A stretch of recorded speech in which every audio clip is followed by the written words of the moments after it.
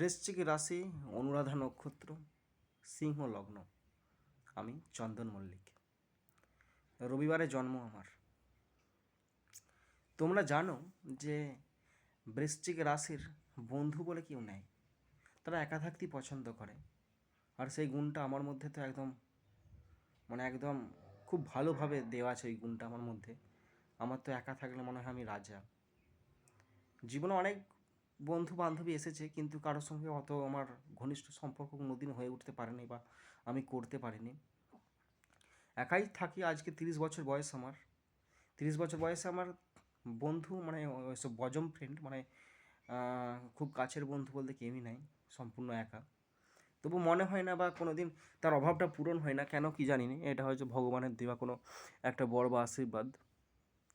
বন্ধু নাই বলে একবার হয়তো মায়ের কাছে কেঁদেছিলাম যে আমার কেউ বন্ধু নাই। তখন হয়তো নিজেকে চিনতাম না যে বৃশ্চিক রাশি আমি। তো ধীরে ধীরে নিজেকে চিনলাম। তো একা থাকার অনেক গুণ আমি জানি। আবার অনেকে একা থাকতে পারেনি। তো যখন কলেজে পড়ি, যখন কলেজে ভর্তি হয়, first year, second year, third year যখন পড়ি, ইংলিশে অনার্স করি আমি। তো জিওগ্রাফি অনার্সে একটা ছেলে, তার নাম হচ্ছে অর্পণ পাল।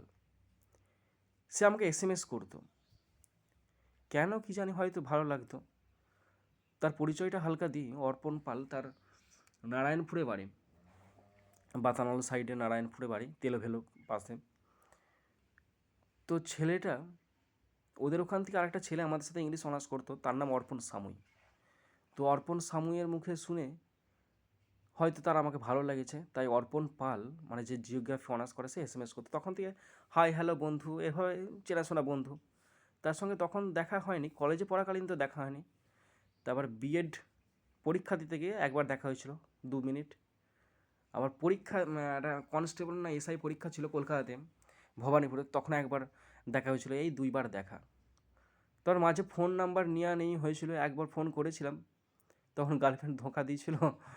তার জন্য সে দুঃখ মেটানোর জন্য তাকে ফোন করেছিলাম। তারপর থেকে আর ফোন করিনি, তার মর্ম বুঝতে পারিনি। এভাবেই চলছে। সেও একদম উদ্ভট টাইপের ছেলে। কেমন বলবো যে, আমার ঠিক উল্টো। আমি একা থাকতে পছন্দ করি, সবসময় একা ভাব, কিন্তু ও একা থাকতে পারে না। সে সবসময় সবাইকে নিয়ে থাকতে ভালোবাসে। তো তার কথার মধ্যে কেমন একটা ভাব থাকে, যে আমার কথার মধ্যে ভাব থাকে যে এমন, যে কোনো আফসোস করা উচিত নয়, সেরকম ভাবটা আমার মধ্যে থাকে। কিন্তু ও তো জীবনে যা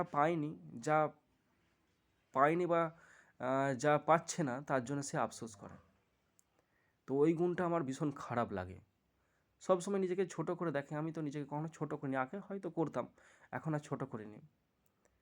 এইভাবে ওর ওই কোয়ালিটিটা, এটা আমার সঙ্গে সম্পূর্ণ বিপরীত। তো এই জন্যই হয়তো তার কাছ থেকে আমি সরে সরে আসতাম। কিন্তু রিসেন্ট, এই তো সেপ্টেম্বর মাস, গত সেপ্টেম্বরে তাকে, সেপ্টেম্বরে বা অগাস্টের শেষ করে তাকে ইনস্টাগ্রামে একটা SMS করেছিলাম যে কী রে, কেমন আছিস। আমি ইনস্টাগ্রাম চট করে ব্যবহার করি না, কিন্তু খুলেছিলাম একবার ভিডিও আপলোড করতে।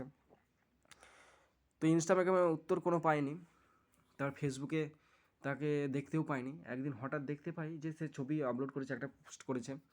ছবিতে আমি লিখি যে অনেক দিন পর। তারপর থেকে আবার বন্ধুত্ব গড়ে ওঠে, হাই হ্যালো হয়, ফোন নাম্বার নেওয়া নেই হয়।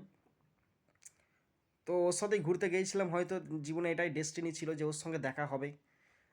দেখা হয়েছে, ওর সঙ্গে সময় কাটিয়েছি, ভালো লাগলো। জানি না বন্ধুত্ব কদিন থাকবে, কারণ আমার তো সে একা থাকার বিশাল মজা, তাই না? এই হলো আমার বন্ধুত্ব। এখনও ঠিক ক্লোজ ফ্রেন্ড হয়ে উঠতে পারিনি, বা সেও পারছে না। একটা কেমন মাঝেতে দেওয়াল থেকে যাচ্ছে, এই ব্যাপার আর কি। বন্ধুত্ব বৃশ্চিক রাশির বন্ধুত্ব সম্পর্কে বলে দিলাম। তোমরা যারা বৃশ্চিক রাশি, অনুরাধা নক্ষত্র, তোমরাও কি একই? অবশ্যই কমেন্ট বক্সে কমেন্ট করে জানাবে, ওকে?